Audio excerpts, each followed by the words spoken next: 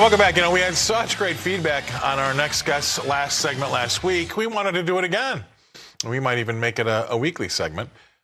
He's an investment advisor who looks after the money that you want to keep safe. I call that like your retirement, your health, and your education, those accounts. Last week, we presented him with a case study of a retired person who was downsizing, or as he would say, right-sizing. And we wanted to know the tax implications of selling a home and buying a smaller one. And see what they would really do to a 75-year-old's balance sheet. Should they move forward with their portfolio afterwards? What would really be the big things that they should be looking out for? It was a great segment, and we got a lot of feedback. So today, we're going to do another one. We're going to talk about a couple that's in their mid-50s. They've just had the death of their last parent and came into a little bit of an inheritance, roughly $300,000. And we want to know, how should this couple proceed? This is going to be the last bit of inheritance these folks come into, and how will that be taxed, if at all, and where does it fit into their portfolio? So let's bring on the expert for Common Sense with Craig. That segment has a good ring to it, and he's done it before. Welcome to the show, Craig Bolanos. Craig, thanks for coming on. All right, 55 years old-ish. The last parent of four has passed away. They come into a little bit of a windfall, $300,000. It's probably the last time they're going to get any inheritance unless they have some long-lost relative in Africa that gets a hold of them over the internet. But other than that, what would be your plan of attack, your advice? What say you? Well, the first thing is we need to seek to understand what type of money we're receiving. Maybe it's proceeds from the family home sale. Odds are, step up in bases, no taxes due. Maybe it's cash in the bank. Maybe it's life insurance that's always tax-free. But Scott, a big part of American retirement culture and inheritance today is people inheriting IRAs. And if we're going to inherit an IRA as a non-spouse, in this case, adult kids, we need to get some tax guidance and make good elections so we don't give too much of the money to the taxing authorities. And that's all stuff that they probably should be doing before the person's passed away, right? That's part of your estate planning that you would want to make sure you had in place.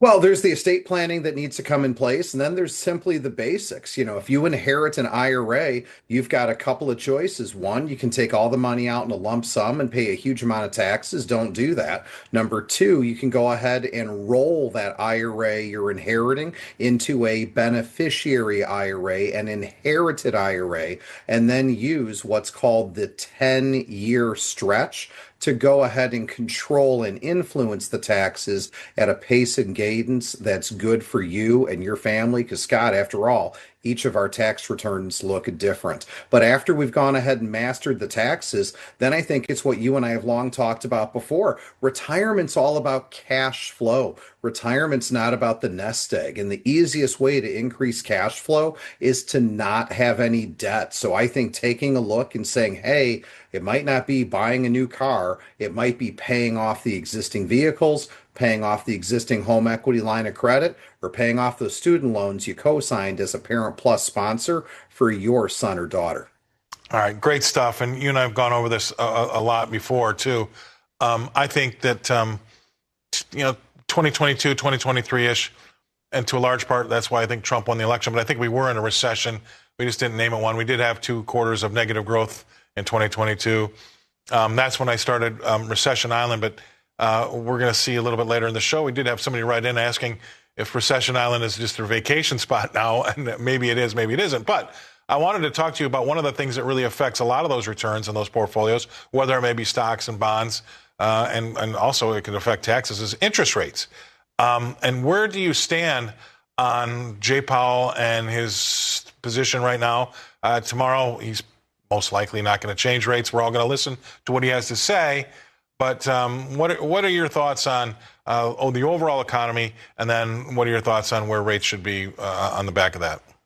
Well, let's tie it into this couple. So the first thing that I tell them to do is when they receive the non-IRA money, drop it into that high yield money market account, because you can still get 4+%, but you can only get 4+% until September, because we're not going to get a rate cut in July. Jay Powell's going to give us our first rate cut in September, and I think we'll get a follow-on act before the end of the year. So that's right, Scott, 2 rate cuts prior to the close of 2025. So you know what that means if you're inheriting money or you're a home gamer out there?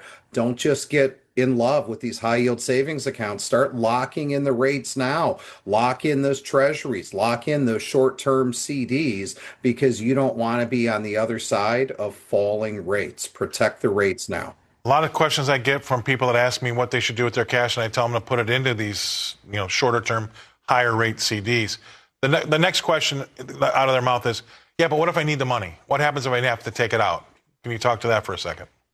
Well, yeah, I think everyone needs to be careful. There's not necessarily a lot of love and a lot of reason to make long-term decisions right now. When I talk about, locking in rates, maybe someone's all in a high yield savings account earning 4%. What's wrong with starting to stagger some of that into a 6-month, 9-month, 12-month CD, or better yet, a 6-month, 9-month, 12-month treasury bill? Because remember, those treasury bills, you don't pay any state income taxes on, but in a CD, depending on your state, it might be taxable. And if you can ladder some of that out, as you've long advocated for, Scott, then you've constantly got money that's maturing. You can constantly have access to your cash. And especially if you do treasuries, those are liquid securities. You don't have to worry about holding it to security. You can likely bid it out, most likely without losing money. And that makes the treasury bill an ideal storage place for people's cash. And then we have 1 minute left. That's great stuff, by the way. Perfect answer. What's the biggest thing you should stay away from? What's the biggest mistake that you see people make in the last 45 seconds? The biggest mistake I see people making is putting all their trust into the asymmetrical risk, both to the upside and the downside, in the S&P 500 today.